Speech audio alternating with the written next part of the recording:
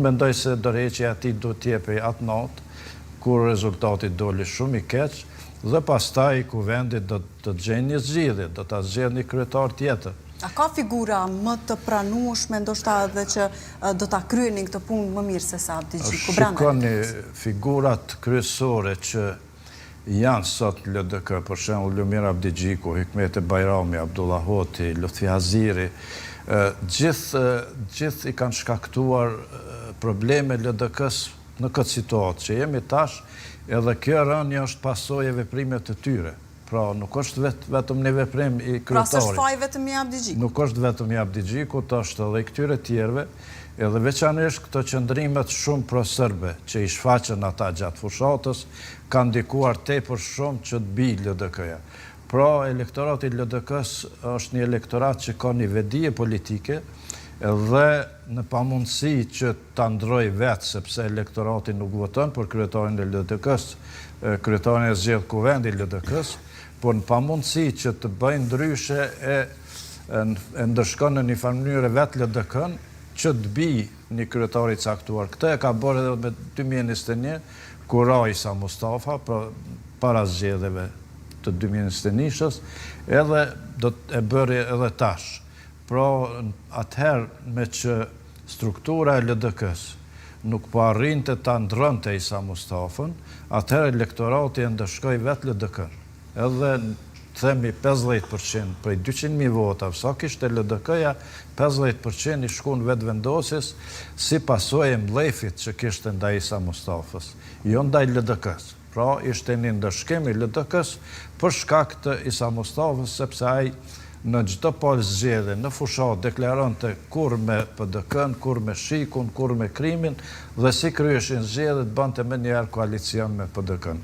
Edhe kjo situata tash e LDK-s, Lumir Abdi Gjikut ka një ngjashmëri të madhe me atë situatën atëherë, sepse edhe ky u pozicionua në formë të themi të betonuar me PDK-n, me AK-n, me listën serbe, kundër vetëvendosjes. Pra, ne në Kosovë gjithmonë do të kemi pozicionimet partive politike, por problemi qëtë e blokimi i institucioneve, pra, se sikur mos të ishte ky problem, atëherë është normal një qëndrim i partive politike, por ato e blokun institucionet, edhe kuvendin, edhe qeverin.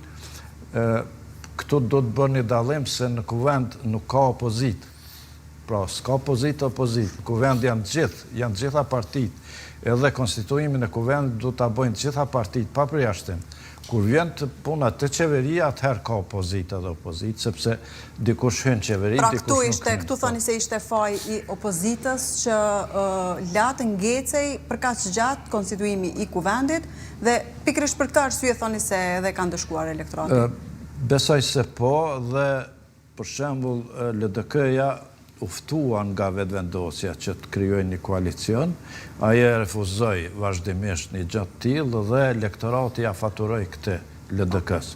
Po unë mendoj që është një problem më afatgjatë të LDK-ja, edhe dëshiroj ta theksoj, e kam thonë edhe herë tjera, po edhe një herë ta theksoj se në LDK dominon një grup, të themi, një klan i Reinvestit, ku ka qenë Isa Mustafa, Lumir Abdi Gjiku, Hikmete Bajrami, Abdullah Hoti, krejt këta janë të Reinvestit. Edhe krejt këta në farë mënyre e kanë kapë LDK-n, dhe LDK-ja me këta njerëz, pra nuk e ka asnjë gjë serioze që të ringrit ose të shkoj përpara. Pra, pa u hequr ky klan, sepse në parti politike nëse dominon një grup ose një klan, aty s'ka mundësi që të ecet përpara. Pra, pa u larguar ky klan në tërësi, nuk ka mundësi LDK-ja të gjejë zgjidhje as për lider, as për ngritje, as për organizim. Që i bie se duhet të largohen figurat më vjetra të LDK-s. Unë mendoj që këta si klan, si grupi i Reinvestit duhet të largohen nga pozitat kyçe të LDK-s. Ata mund të jenë LDK-s, në LDK mund të jetë secili qytetar i Kosovës, por nga pozitat kyçe dominuese duhet të largohen këta, përndryshe LDK-ja nuk do të mund të ecë përpara. Koci, Përmendi shumë realisht zotri Salia, e nisi me atë se edhe Lumir Abdigjiku duhet të jap dorëheqje, megjithatë mundet që edhe partia edhe mos ta lejojë dorëheqjen e tina, duke ja faturuar ndoshta edhe elektoratit gjithë atë dhe jo fajin se